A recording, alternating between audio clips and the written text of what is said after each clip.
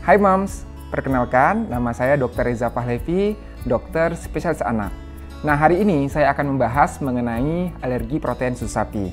Apa definisinya, apa penyebabnya, dan bagaimana solusinya. Simak video ini sampai selesai ya Moms.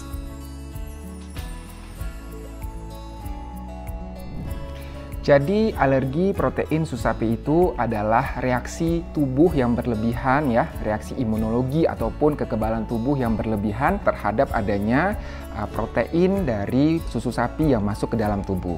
Jadi protein susu sapi ini bisa diperoleh dari susu sapi sendiri ataupun berbagai produk turunannya. Misalnya apa?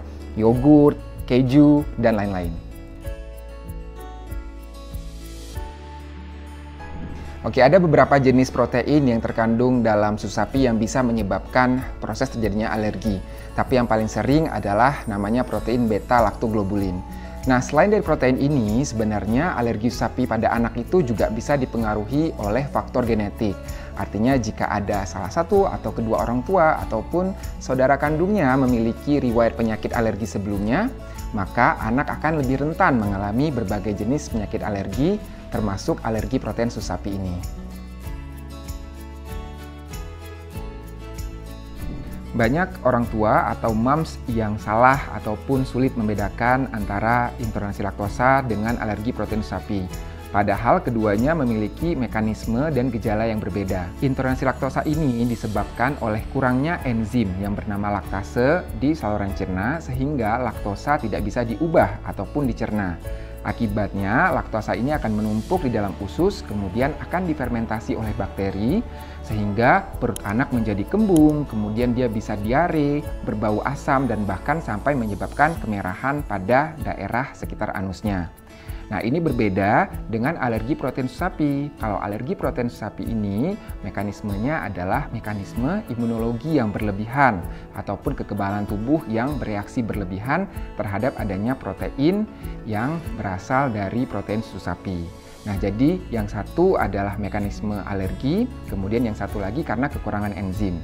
Gejalanya juga berbeda, yang satu dominan pada saluran cerna, yang satu lagi alergi protein sapi bisa menyebabkan berbagai gejala pada baik saluran cerna, kulit, ataupun di saluran nafas.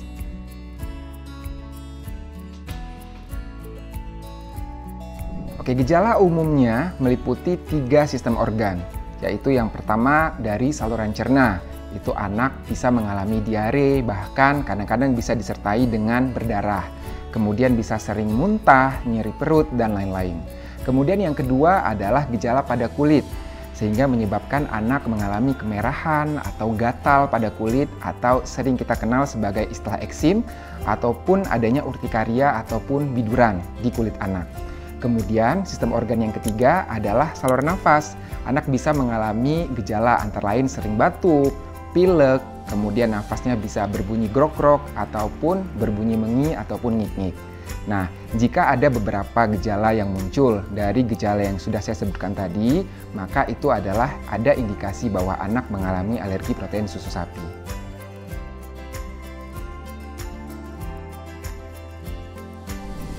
Alergi protein susu sapi bisa berbahaya. Ada 2 bahayanya. Yang pertama adalah bahaya yang bersifat akut, yaitu disebut sebagai reaksi anafilaksis. Itu merupakan gejala alergi yang berat yang meliputi seluruh tubuh ya. Nah, pada kondisi ini anak itu bisa mengalami tangannya dingin, kemudian penurunan kesadaran, nafasnya sesak, dan ini harus segera dibawa ke unit gawat darurat. Yang kedua adalah dampak jangka panjang. Anak dengan alergi protein sapi yang tidak ditangani bisa mengalami berbagai masalah seperti gizi buruk, kemudian bisa mengalami anemia, dan juga pada akhirnya bisa mengalami gangguan perkembangan di masa depan.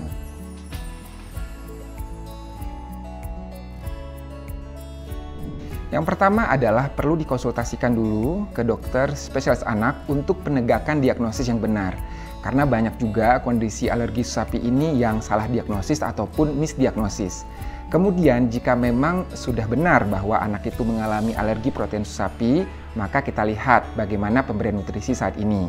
Jika anak masih mendapatkan ASI, maka ASI tetap perlu dilanjutkan, tapi ibunya yang perlu menghindari konsumsi berbagai jenis-jenis produk yang mengandung protein susu sapi. Tapi jika si bayi tidak mendapatkan ASI, maka sebaiknya diganti dengan pilihan susu, yaitu kalau gejalanya ringan sampai sedang dipilih formula ekstensif hidrolisat. Untuk susu formula ekstensif hidrolisat ini, dia ada yang bahan kandungan utamanya kasein, ada yang whey, juga ada yang terbuat dari protein beras. Sedangkan bila gejalanya berat, maka diganti dengan formula asam amino. Nah, jangan lupa, pada si kecil yang sudah mendapatkan empasi, maka empasinya juga harus bebas dari berbagai produk yang mengandung protein susu sapi.